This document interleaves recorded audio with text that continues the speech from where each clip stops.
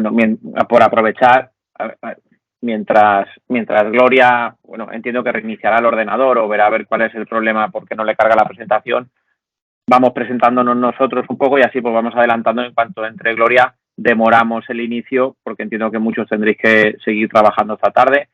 Entonces, bueno, nosotros somos de una formación, nos dedicamos a hacer formación principalmente de auxiliares desde cero.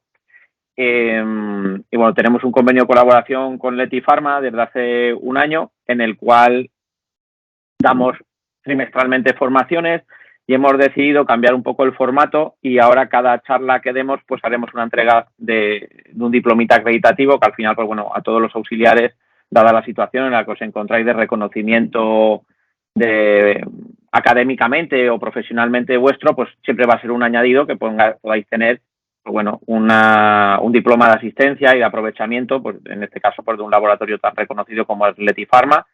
Y en este sentido, pues bueno, que podáis aprovecharlo. Ya veis que la charla es muy fácil asistir gratuitamente.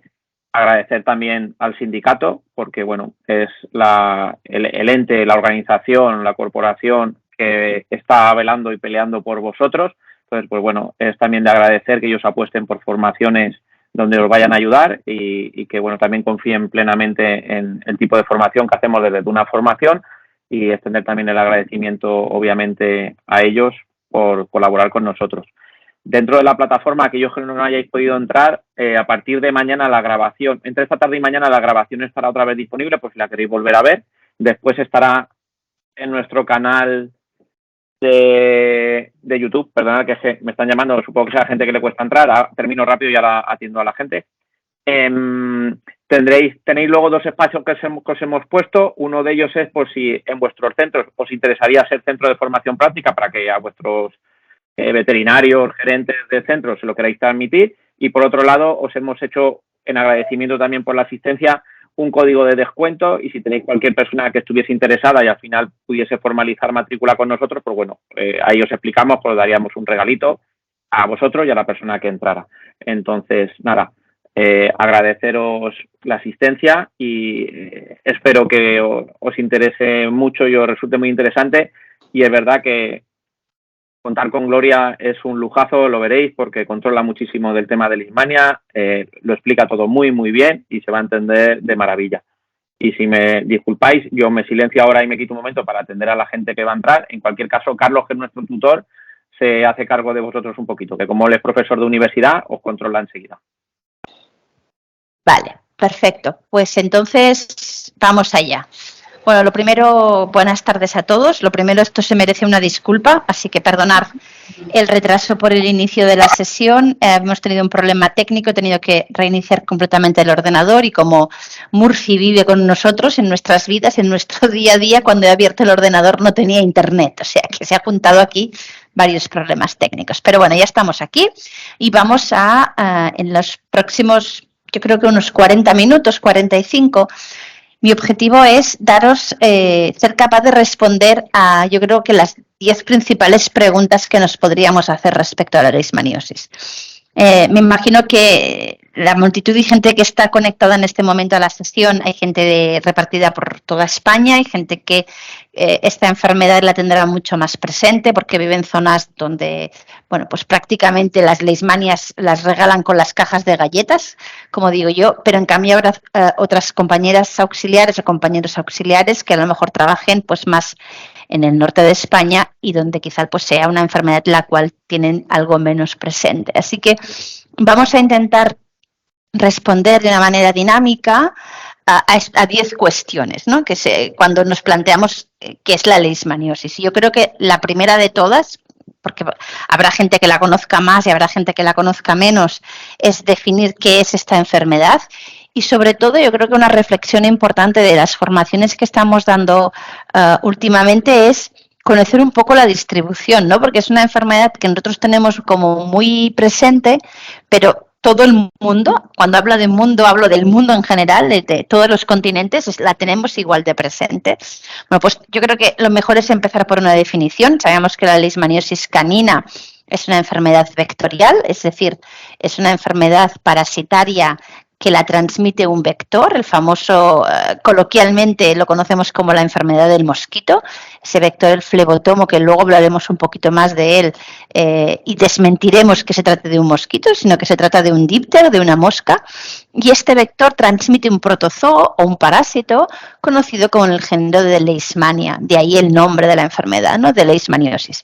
Y pongo Leishmania SP porque según la zona donde nos encontremos de Europa o incluso del mundo, nos encontraremos con diferentes especies de Leishmania.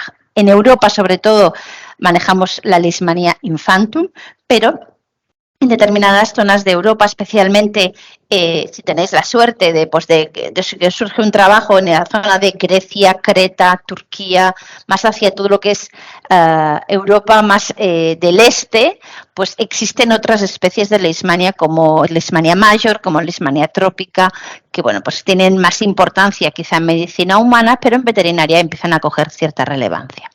El perro actualmente es el principal reservorio, es decir, es el mamífero que permite que se siga contagiando esta enfermedad en el entorno de la veterinaria y de la humana, porque se trata de una enfermedad zoonótica. Es decir, es una enfermedad que compartimos las personas y los perros, y también veremos los gatos. Es otra especie que también no se considera un principal reservorio, pero sí un reservorio secundario.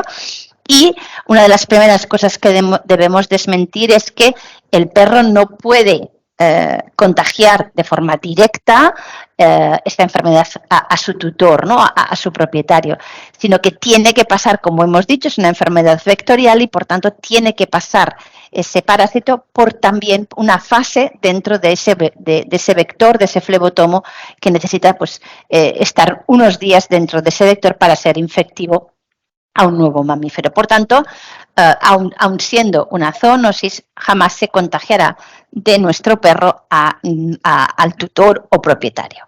Fijaros que cuando hablamos de la localización de esta enfermedad, pues no es una enfermedad que quede arraigada solamente en la zona mediterránea, sino que fijaros que existe y está presente en 98 países de todo el mundo. Aquí tenéis el último mapa que se presentó en el año pasado en el Congreso Mundial de la Leishmania, que se organizó en Colombia. Podéis ver algunas imágenes a la izquierda de algunas personas que las sufren. Luego veremos alguna imagen más. Fijaros que la distribución principalmente se encuentra en Sudamérica. Brasil es una de las zonas con más problemas a nivel de leishmaniasis humana. Tanto es así que se calcula que un 7% de la población en Brasil puede morir por culpa de una leishmania. En el caso del norte de América, sobre todo afecta, fijaros que Estados Unidos y Canadá está prácticamente exenta de esta enfermedad, aunque ya empieza a haber algunos casos, pero sobre todo se centra en la zona de México y Centroamérica.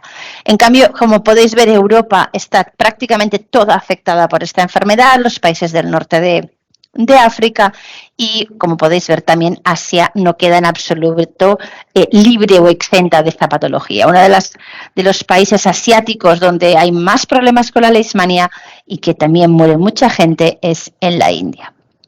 ¿Qué ocurre aquí en Europa? Y sobre todo, ¿qué ocurre con nuestras mascotas, ¿no?, con estos perros? En el año 2017 se hizo un estudio en el que se calculaba aproximadamente que alrededor de 2,5 millones de perros podían estar afectados por esta enfermedad. Y lo que sí que se está viendo, y cómo están cambiando los mapas, cómo la distribución de esta enfermedad se creía únicamente centrada en la zona del Mediterráneo, muy cercana, sobre todo por las temperaturas, porque como veremos, el vector necesita una temperatura muy concreta para poder reproducirse y vivir cómodamente, pero como sabéis, el famoso cambio climático que nos acompaña día sí día también, ¿no? Estamos acostumbrados a escuchar en las noticias, a leer en prensa que el cambio climático está haciendo estragos. Y uno de los estragos que también está produciendo es el vector de algunas enfermedades, y una de ellas es la leishmania, de manera que esta enfermedad o este vector que estaba única y exclusivamente ubicado en la zona de la cuenca mediterránea está extendiéndose poco a poco a países como Alemania, el norte de Francia. Incluso algunos mapas de predicción nos hablan de que en el 2030, o sea que no estamos tan lejos, probablemente este vector pueda llegar a zonas de Suecia, Noruega, o sea que está prácticamente cada vez más extendido a lo largo de toda Europa. Y además otro de los grandes cambios de la globalización, no todos nos movemos, todos viajamos, cogemos aviones constantemente y cada vez más la concienciación de vacaciones pet friendly, hoteles pet friendly, pues hace que todos los que tenemos mascotas viajemos con ellas y por tanto aquellos animales que van a ser portadores, bueno, pues porque conviven con el parásito de la leishmania y viven aquí en España, puedan coger pues un avión, irse unos días a la zona de Alemania y en el momento en que se encuentre ese vector que está desplazándose debido al cambio climático, aparezca un perro portador del parásito, el círculo se cierra y ya tendremos un nuevo país que podamos considerar endémico. Aquí tenéis un mapa bastante actual, donde aquí se junta la presencia de leishmaniosis tanto en personas como en el perro. Es un informe técnico que presentó un veterinario español, Eduardo Berriatúa, donde vimos los reportes que se producían de forma regulada en una plataforma de presentación de casos y podéis ver que España, como aquí lo tenéis, prácticamente hay reportados casos tanto de leishmanía humana como de leishmanía en perros. Por tanto, conocido un poco cómo se distribuye esta enfermedad y cómo la hemos definido, vamos a conocer, y hemos dicho que se trata de una enfermedad vectorial, vamos a conocer un poquito más detalladamente cómo es este vector. Porque una parte de vuestro trabajo como auxiliares, si ya estáis trabajando en clínicas o vais a trabajar en un futuro en clínicas, es que vais a testar de cara al público, vais a hablar con los tutores y muchos de ellos van a entrar en vuestras clínicas a pedir productos para evitar el contacto pues con pulgas, con garrapatas y por supuesto para evitar el contacto con el vector de la leishmania. Así que además de vender esos collares y esas pipetas, si conocemos un poco cómo vive este vector, nos permitirá también dar otro tipo de recomendaciones muy útiles para intentar evitar ese primer paso en la infección de la leishmania. Como podéis ver, el flebotomo, como os he dicho, no se trata de un mosquito, que es un poco el nombre común que todo el mundo le llama, ¿no? La enfermedad del mosquito, la enfermedad del mosquito. Pues en realidad se trata de una mosca, es una mosca con una disposición de unas alas muy concretas. Luego veremos esta imagen un poquito más de cerca, tiene las alas en forma de V. Están, como hemos visto, distribuidos por todos los continentes. Pensad que hay cerca de 800 tipos de flebotomos, o sea que es un insecto muy frecuente y de muchos tipos, pero única y exclusivamente 80 tipos de flebotomos son capaces de transmitir esta enfermedad. En España, concretamente, manejamos 3 flebotomos, el Flebotomus perniciosus, que es el más frecuente, el Flebotomus ariasi y el Lengaroni, son las 3 especies de flebotomo que nos solemos encontrar aquí en España. Y nos la podemos encontrar tanto a nivel de mar como incluso en la montaña. Hay estudios cerca de las montañas de Andorra en el que se pudieron cazar flebotomos a más de 1.500 metros. Su modus operandi, su vida, como podéis ver, es corta, ronda alrededor del mes y durante este mes, pues bueno, estos machos y estas hembras conviven, los machos se alimentan básicamente de los azúcares de las plantas, pero la hembra, la que va a necesitar la ingesta de sangre para poder reproducirse. Aquí podéis ver una imagen de una hembra, que precisamente sabemos que es una hembra porque fijaros que el abdomen está lleno de sangre, ha tenido que ingerir esta sangre para poder madurar los huevos que va a depositar en el ambiente. Y las características anatómicas principales de este insecto, como podéis ver, es un insecto peludo, prácticamente todo el cuerpo está recubierto de estos pelos. Su color de estos pelos pueden ir desde blancos hasta un color casi oscuro. Estas alas que os comento en esta disposición de 45 grados es típica de este insecto. Es un insecto muy muy pequeño, prácticamente indetectable a simple vista, y como curiosidad deciros que tiene fijaros esas patas larguísimas, y una de las características más curiosas es este aparato picador, ¿no? El proboscide es el que va a permitir cortar la piel del perro y va a poder, a partir de ese corte, aparecerá ese sangrado capilar y la hembra de flebotomos chupará precisamente esa sangre para poder alimentarse. Y cuando se alimenta, ahí está el gran kit de la cuestión, ¿no? Cuando esta flebotoma viene y se acerca a un perro para alimentarse, puede encontrarse un perro que viva en una zona endémica de Leishmania y que ese perro esté infectado por Leishmania. Automáticamente, en cuanto chupa esa sangre puede estar cargada de parásitos de Leishmania y pasa ya a estar dentro del vector. ¿Qué ocurrirá? Que cuando este vector necesite volver a alimentarse y ya tenga el parásito con él, automáticamente cuando vaya a picar a otro perro, transmitirá en la picadura ese parásito. Por eso es tan importante, como hemos dicho, que pase por dentro del vector. Y dentro del vector, como podéis ver, la Leishmania es este parásito que necesita estos dos hospedadores, porque en cada uno de ellos va a pasar una etapa. Dentro del vector lo vamos a encontrar en esta forma alargada que conocemos como promastigote, y dentro del intestino de ese vector, de ese flebotomo, este promastigote va a sufrir diferentes transformaciones y va a estar aproximadamente a lo largo de una semana dentro del vector. Y cuando se ha transformado, vuelve al aparato picador y va a ser cuando va a ser contagioso al mamífero. Y dentro del mamífero lo encontramos en esta forma redondeada, que como característica, una vez entra en el perro, necesita parasitar una célula del perro, con concreto un macrófago, y dentro de ese macrófago es donde se reproduce y empieza a multiplicarse dentro de ese animal, y es cuando esa multiplicación el perro no es capaz de controlarla y aparecen los síntomas que después veremos con más detalle. Como hemos dicho, en España y Portugal, Leishmania infantum es la especie principal que encontramos, pero aquí podéis ver otras especies que se han detectado también en la zona de Europa y yendo hacia Oriente Medio.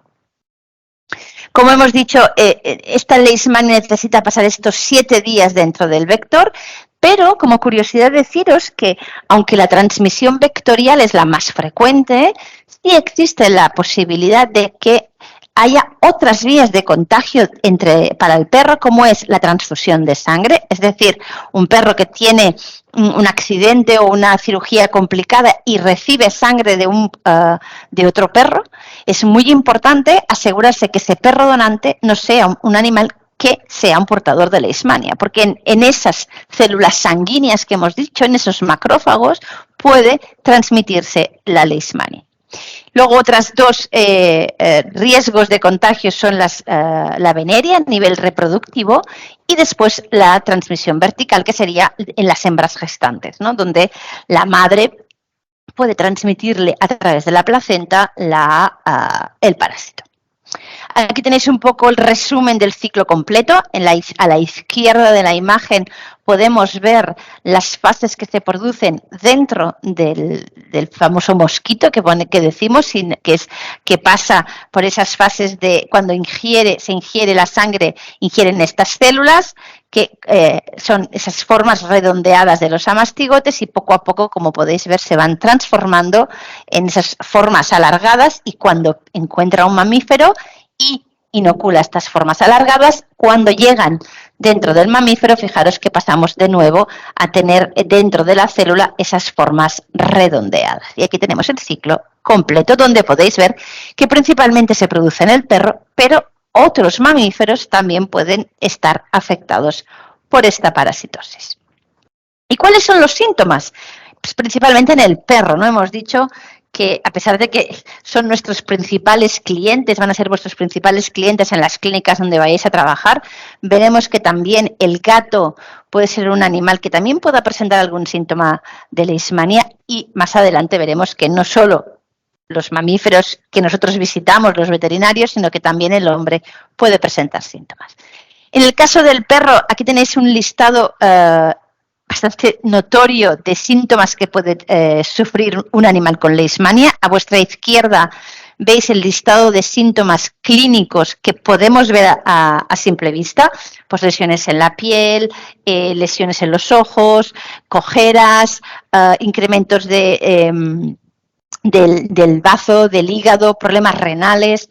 Pero también, como podéis ver, tenemos una serie de listados de alteraciones que le llamamos clínico-patológicas, que son aquellas que afectan sobre todo a, bueno, pues a muestras, que necesitamos muestras de sangre para poder detectarlas. Ya no son tan fáciles de ver como a simple vista, sino que vamos a tener que necesitar una analítica previa para poder determinarlas. Anemia, bajada de plaquetas, problemas, insisto, renales con incrementos de la urea y la creatinina, aumento de las enzimas hepáticas. Ahí pues hay una serie de trastornos que requeriremos esas muestras de sangre y esos análisis a posteriori.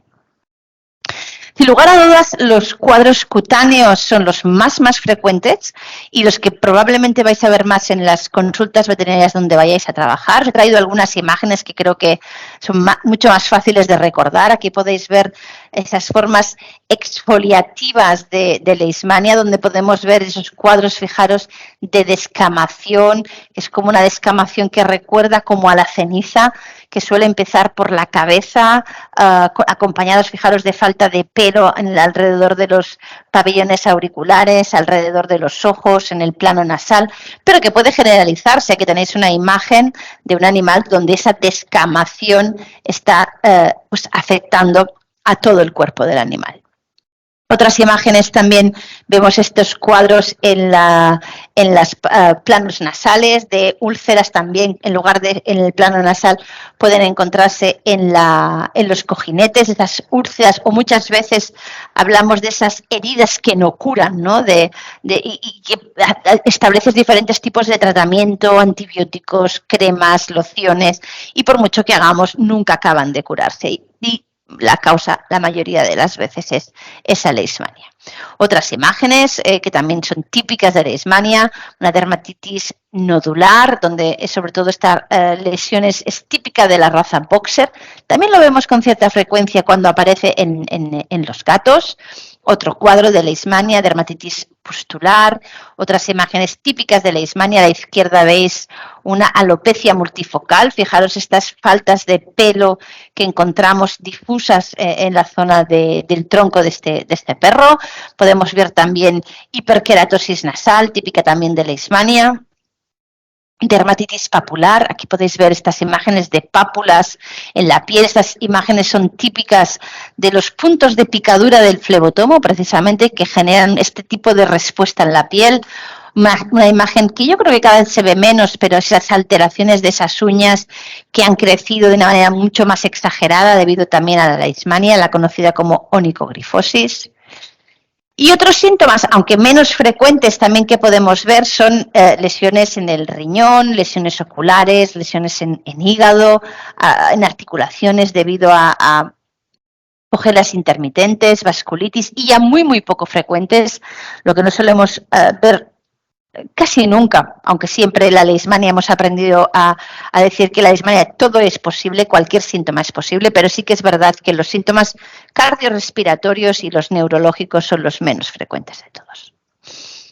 Y cuando tenemos un cuadro como este, ¿cómo lo vamos a diagnosticar? Porque no vamos a basar nuestro diagnóstico simplemente en los síntomas que estamos observando. Cometeríamos un grave error los veterinarios, porque cualquiera de estos cuadros que hemos visto pueden ocasionar las otras enfermedades. Por tanto, vamos a tener que hacer una serie de diagnóstico lo máximo de amplio posible, que irá sobre todo encaminado ya no solo a diagnosticar la propia enfermedad. El gran hándicap de esta patología es que un número elevado de animales puede quedar simplemente como infectados, ¿no? Es un animal que ha contactado con ese vector, le ha picado un flebotomo, le ha inoculado parásitos, pero gracias a una respuesta inmunitaria potente, incluso ahora gracias a las vacunas, vamos a mantener ese animal siempre sano, sin síntomas. Por tanto, no va a ser lo mismo el manejo y el diagnóstico de un animal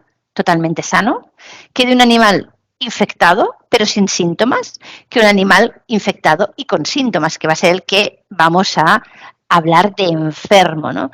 Y entre esta infección y esta enfermedad es una línea muy fina. En cualquier momento, un animal infectado que creemos que está perfecto, que no tiene ningún síntoma, solo tenemos que ha contactado con el parásito, pues coge otra enfermedad.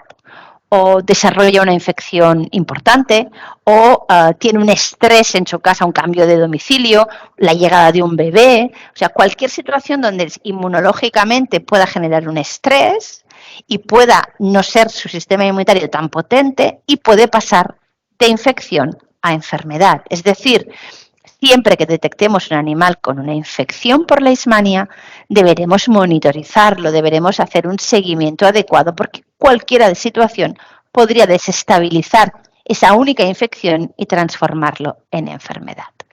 Por tanto, el diagnóstico tiene que ser totalmente integrado. Tenemos que hacer una buena entrevista al tutor, el veterinario con el que trabajes tiene que hacer un buen examen físico, tenemos que asegurarnos que a simple vista, como hemos dicho, no encontremos cualquier tipo de lesión y hemos visto que pueden ser súper pequeñas, no hace falta que sean grandes lesiones o aparatosas, sino que una pequeña herida que no cura puede hacer que se nos encienda ese semáforo de alerta pensando que ese animal pueda estar empezando a desarrollar una leishmania.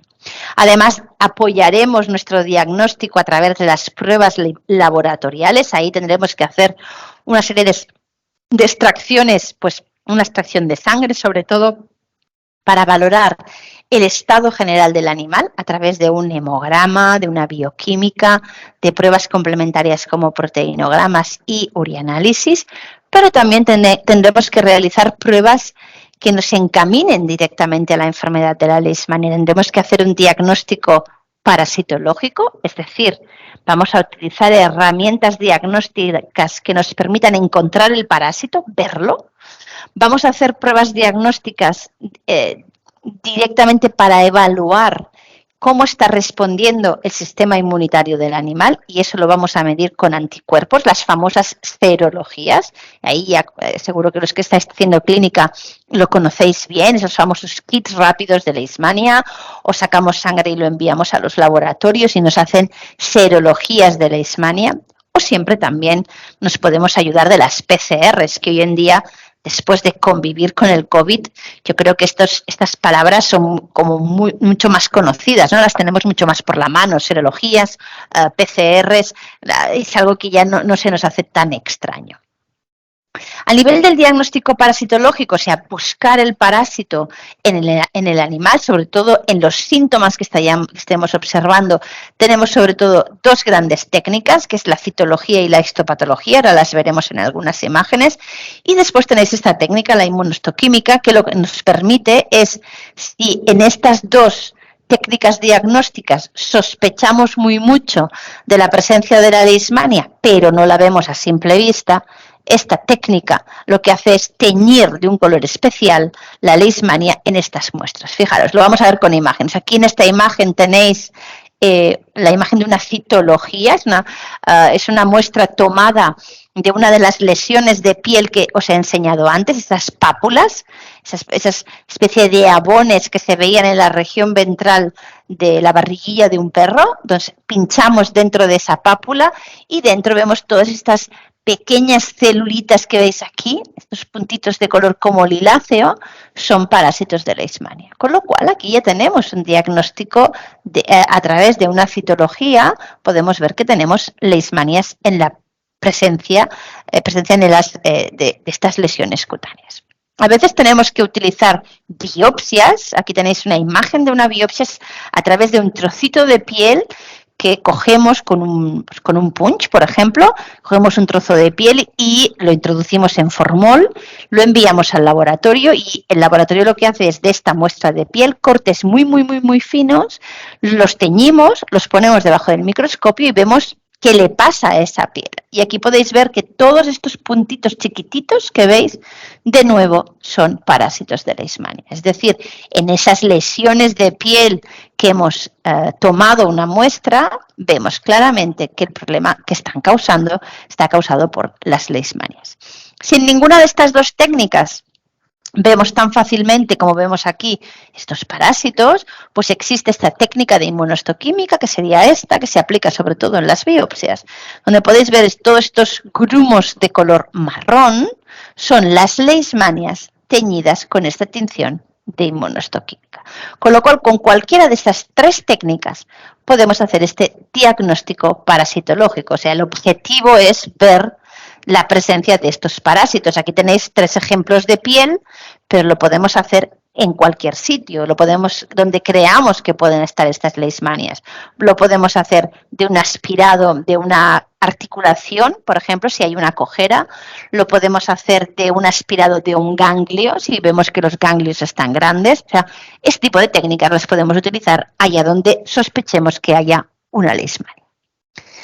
A nivel de diagnóstico serológico, que es el objetivo de este diagnóstico, sobre todo es poner en evidencia cómo está respondiendo el animal delante de esta enfermedad. Lo que vamos a hacer es cuantificar estos anticuerpos y lo podemos hacer con test cualitativos, que son estos famosos kits rápidos, que tiene como ventaja que son súper fáciles de utilizar. Lo podéis hacer en la clínica, lo podéis hacer vosotros mismos en el laboratorio de la clínica, pero solamente nos va a dar positivo o negativo. Lo que hace es, bueno, es como un test de COVID. Aparece una raya donde tú puedes decir, este animal ha contactado con la leishmania, pero no sabemos qué cantidad de respuesta está generando, y para ello tenemos los test cuantitativos.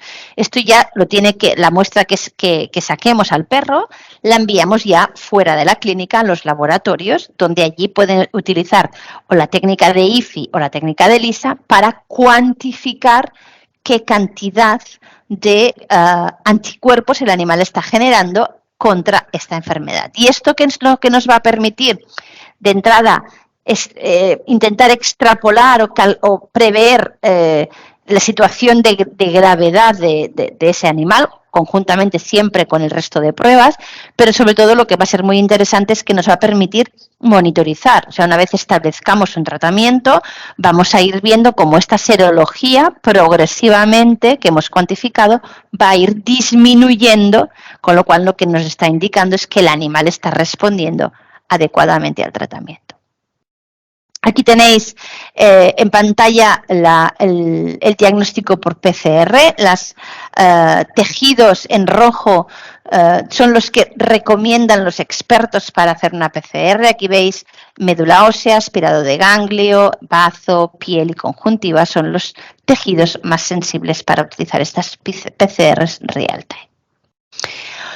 Y una vez tenemos diagnosticado este perro con todas estas herramientas que hemos visto que tiene síntomas sugestivos, hemos visto que laboratorialmente se confirma que tiene leishmania a través de este montón de pruebas que hemos visto, y vamos a tratarlo.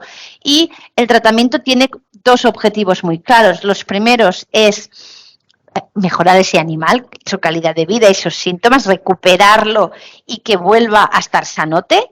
Pero además, el objetivo del tratamiento tiene un objetivo también preventivo, porque un animal que está enfermo de leishmania, si no lo tratamos, es un riesgo de salud pública. Es un riesgo porque quiere decir que tiene mucho parásito circulante y puede, si viene de nuevo un flebotomo, la probabilidad de que se lleve parásitos para poder infectar a otros perros o incluso a personas, va a ser muy alta.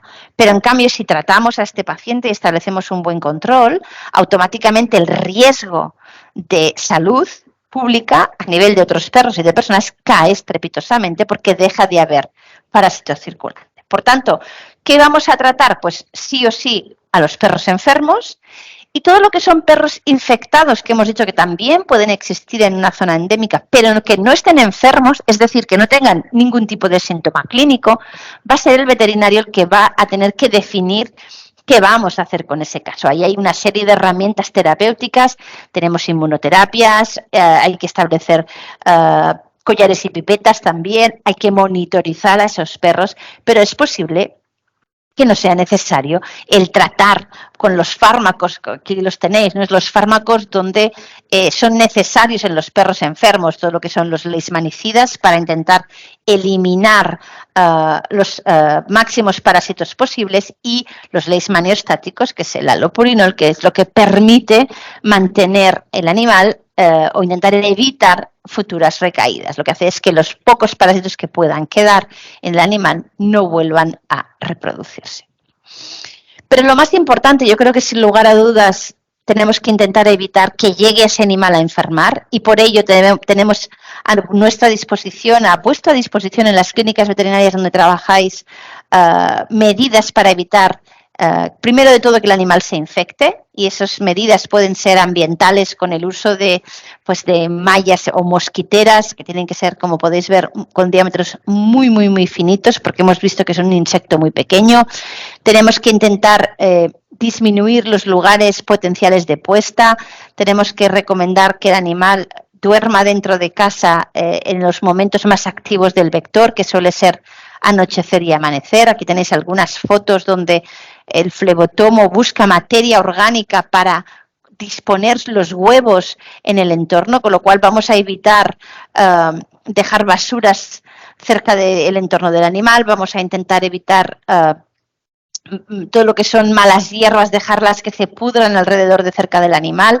Las alcantarillas es uno de los puntos críticos de riesgo de ovoposición en las ciudades, ¿no? Todo esto son cosas que nosotros como auxiliares podéis explicar y podéis dar ese granito de arena en el momento de colaborar en esa prevención, ¿no?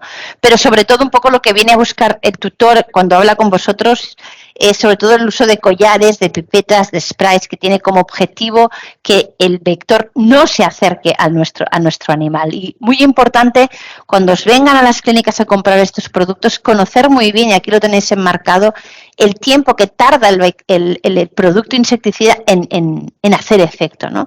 Fijaros que las pipetas en 24-48 horas ya están bien difundidas por el animal, ya están actuando, pero aquí el gran reto es en los collares, ¿no? Que tardan cerca de 7 días en ser efectivos. Como podéis ver en este mapa de presencia de vector en el entorno, fijaros que los meses donde hay más presencia de vectores cargados de parásito van desde julio más o menos hasta finales de septiembre y octubre, con lo cual en estas épocas, si el animal está desprotegido, muy importante sobre todo poner pipetas, y si además queremos poner un collar, fantástico, pero no pongamos solo un collar porque necesita 7 días para ser efectivo. Y las vacunas, ¿cómo ayudan en la prevención, ¿no? Bueno, pues con collares y pipetas lo que hacemos es establecer una barrera física para que el vector no se acerque y no pueda picar, pero desgraciadamente el vector es a veces capaz de sobrepasar esta barrera física, ya sea porque como tutores nos hemos despistado y no hemos aplicado adecuadamente las pipetas, porque el perro se ha bañado con más frecuencia, porque llego a final de la temporada y no solo uso collares y esos collares han perdido eficacia. O sea, hay muchas razones por las cuales puede fallar las medidas de protección externa, y las vacunas tienen como objetivo ayudar al sistema inmunitario a evitar que se desarrolle la enfermedad, ¿no? Una vez tenemos el parásito dentro, el objetivo es que se quede solamente como infectado, porque las vacunas no lo van a poder evitar, pero sí vamos a intentar evitar que de infectado pase a enfermo. Esto es la vacuna que hay actualmente en el mercado, donde podéis ver que con una sola dosis protege durante todo un año. Y ya para terminar, hemos estado hablando hasta ahora de perros, y los gatos. Bueno, pues los gatos también es una especie que pueden afectarles la leishmania. Aquí tenéis una noticia que salió hace aproximadamente un año, donde detectaron leishmania en gatos callejeros, y tanto es así que cada vez se tiene más presente en las clínicas veterinarias.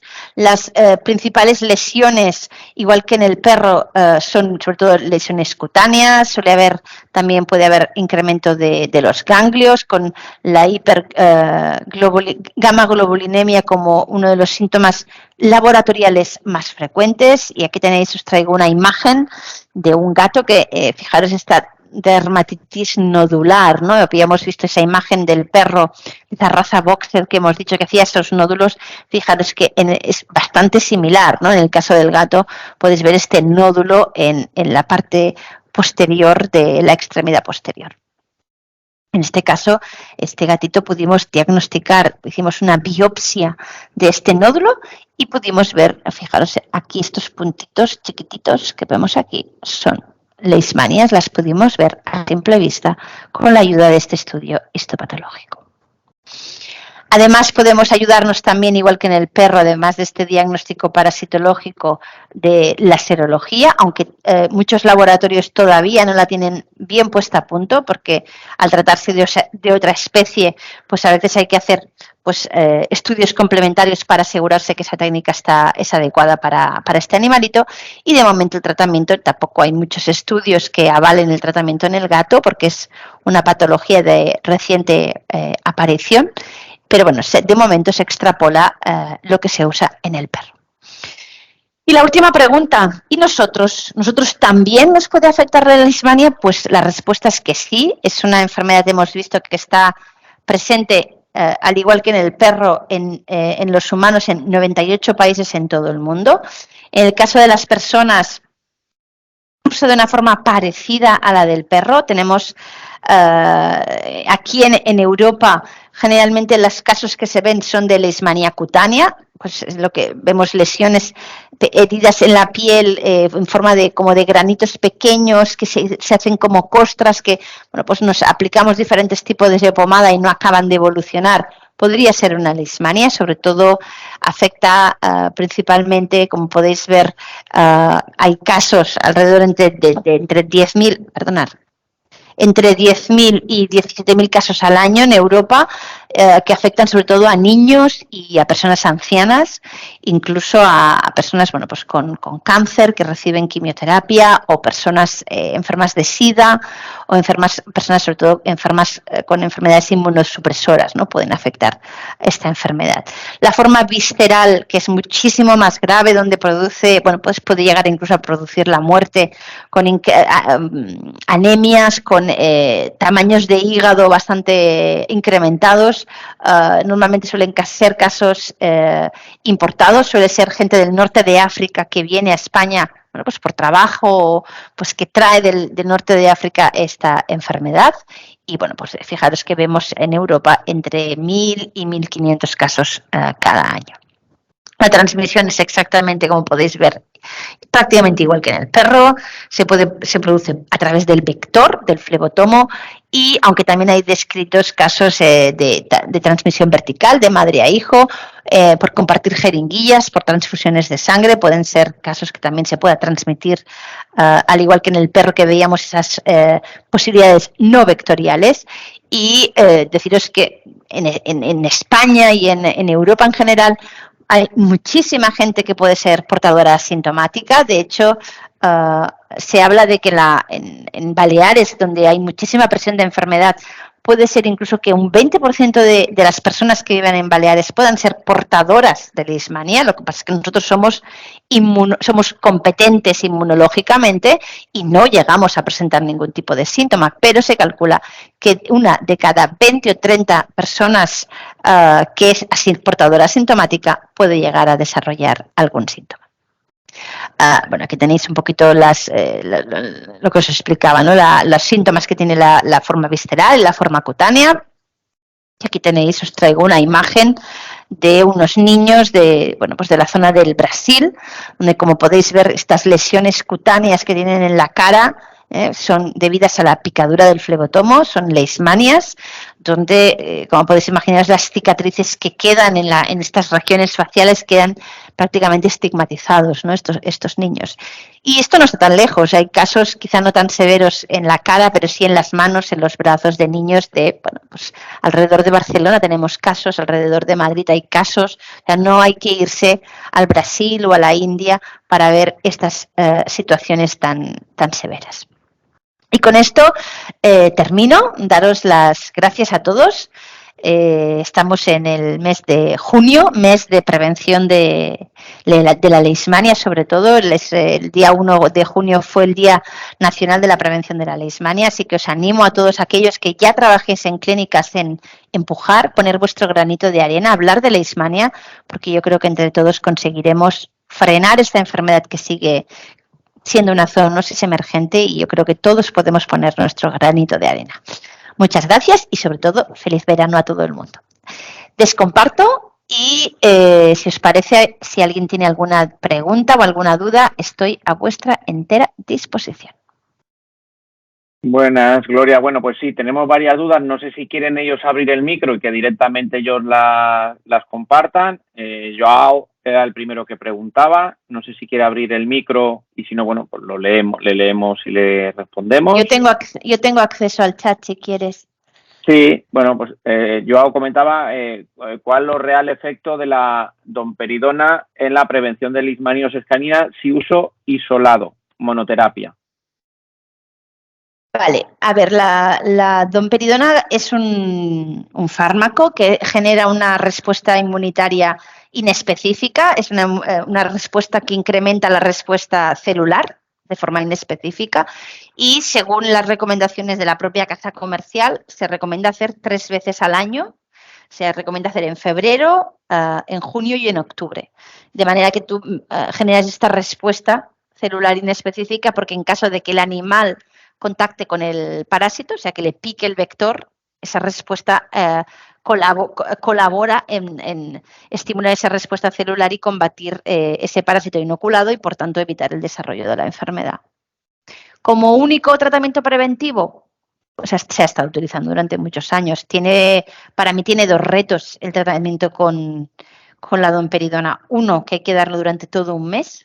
Entonces, la compliance del tutor puede ser un limitante, que les resulte pesado y tedioso y lo hagan bien.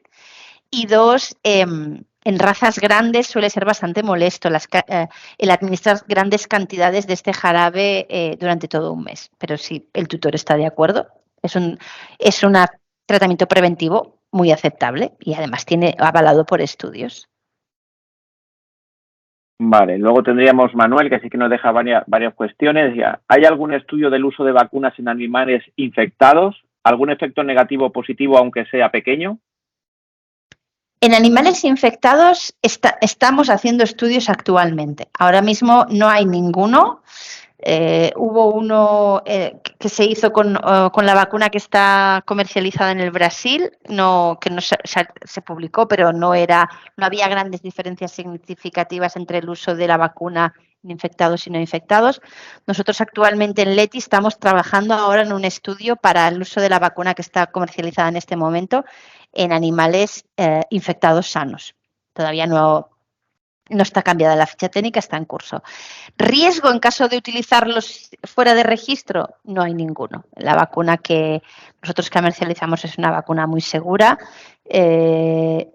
Hay algún estudio pequeño de uso a nivel de seguridad en infectados sanos, pero bueno, de momento en la ficha técnica la indicación sigue siendo en animales no infectados. Vale. Otra de las dudas que comentaba Manuel es alopurinol versus impromune. ¿Realmente el impromune puede sustituir el alopurinol? Según el estudio que tienen publicado, sí. De hecho, para mí es una alternativa muy interesante en animales que hacen cálculos de Chanturia. O ya hay publicadas resistencias frente al alopurinol, con lo cual me parece una opción alternativa correcta. Vale, la última duda en este caso de Manuel sería ¿cuál es el mejor test para detectar leishmania y cuál da menor porcentaje de falsos negativos? Pues Manuel, depende un poco de la época en la que hagas el test. Si tú tienes un animal enfermo, cualquier test es bueno, porque si ya tienes síntomas, quiere decir que previamente ya te ha generado una respuesta inmunitaria medible con cualquier test. ¿Sí? Ya puede ser incluso un kit rápido que tienen menos sensibilidad, puedes utilizar ELISAs o IFIs. Son buenos test. Ahora, si tú tienes un animal completamente sano, que necesitas detectar una baja respuesta humoral, sobre todo estos infectados sanos de títulos bajitos, de 1,80 o títulos de serologías de ELISAs bajos, hemos demostrado que la técnica de ELISA es un poquito más sensible que la del IFI. Y, por supuesto, aquí quedarían descartados los test rápidos. Vale. Otra de las dudas, en este caso es Fátima. Tengo un perro vacunado con Leti y a los meses por Epistaxis mandamos proteinograma al laboratorio y nos dio enfermedad activa. Hemos estado con glucantime y seguimos con Ziloric. Ahora lo tenemos estable. ¿Es recomendable volver a vacunar? Para volver a vacunar a este paciente debería volver a cumplir la ficha técnica, es decir, que estuviera completamente sano, otra vez clínicamente, y fuera seronegativo. Por tanto, mientras sea seropositivo no sería vacunable, revacunable de nuevo. En este caso ahora es Julia, dice, un perro se ha tratado con glucantime y alopurinol, mejora y se mantiene solo con alopurinol una semana al mes. Si aparecen nuevos síntomas al cabo del tiempo, ¿cómo actuamos? ¿De nuevo ponemos el tratamiento completo? A ver, esto de una semana al mes, le diría a Julia que fuese, eso no está escrito en ningún sitio. Esos protocolos de una semana al mes no se suelen recomendar porque esos son los protocolos que generan resistencias. Entonces, si el animal tuvo leishmania, se trató con glucantime, estupendo, y con alopurinol, maravilloso, durante 6 meses o un año, lo que el veterinario considere, si el animal está ya, que se considera recuperado, ¿vale? Y ahora titula negativo y es totalmente sano, o titula clínicamente sano, o titula muy bajito, el alopurinol se debe retirar. No, lo de una semana al mes lo que va a generar es más problemas que otra cosa. Entonces, si vuelve a tener leishmania, pues entonces volveremos a plantearnos el tratamiento completo, leishmanicida y leishmaniostático. Pero lo del alopurinol una semana al mes está totalmente contraindicado. Hay que ser muy cauteloso para evitar resistencias. Vale, seguimos con Marian. ¿Hay incompatibilidad entre collares y Spot-On entre las marcas más comerciales? En principio yo lo recomiendo. Yo nunca he oído que haya una incompatibilidad. De hecho, nosotros tendemos a recomendarlo en el último tramo del periodo del vector, sobre todo agosto, septiembre y octubre, si el collar lleva mucho tiempo puesto, donde el efecto de repelencia puede haber disminuido, recomendamos suplementarlo con pipetas. Vale. José Pedro nos indica si es posible compartir el estudio de seguridad del Letifen en perros infectados, sanos. Está en nuestra monografía. Es una parte del estudio del field trial. Está publicado en la revista Vaccine. El field trial de Letifen está explicado allí. Está en internet, en el PubMed. Es público. Vale. Julia dice, ¿se puede vacunar un animal que se ha tratado y actualmente no tiene síntomas? ¿Se puede vacunar, dice? Vacunar un animal que se ha tratado y actualmente no tiene síntomas. Entiendo que se ha vacunado porque tendría síntomas de leishmania y ahora mismo pues no los presenta, si le puede seguir vacunando. Bueno, yo entiendo que es un animal que nunca se ha vacunado, porque esa es la otra pregunta que ha venido antes. Yo entiendo que un animal que en el pasado tuvo leishmania, se ha manejado terapéuticamente y hoy en día está clínicamente sano y si además es seronegativo, perfectamente vacunable. Vale. Y de momento la última duda que tenemos. Cumple ficha técnica, sano y seronegativo. ¿Perros vacunados me pueden dar positivo en test rápido? No, nunca. Nuestra vacuna es una vacuna DIVA y no genera interferencia con ningún test diagnóstico, ni rápidos ni cuantitativos. Vale, pues en principio, si nadie abre micro, pues serían las dudas que han dejado en el chat. Perfecto, muchas dudas, qué bien. La verdad es que sí, que de agradecer la participación, además de la asistencia. Principalmente pues lo hacemos para eso. Desde una formación, de nuevo, agradecer a Leti la jornada. Estamos más que encantados de contar siempre con Leti. Y en este sentido, pues bueno, en breve seguiremos, entiendo que planteándolo de la misma manera y poder ofertar, pues bueno, ofrecer, mejor dicho, un diplomita en el cual, pues bueno, ellos puedan valerse también como que han realizado esta charla. Estupendo, muy bien. Pues gracias a todos, mucha suerte en vuestro futuro profesional como auxiliares y lo dicho, feliz verano y si tenéis mascotas, protegerlos bien, que estamos ya entrando en época de vector. Un abrazo para todos. Estupendo. Buenas tardes a todo el mundo. Saludos. Hasta luego.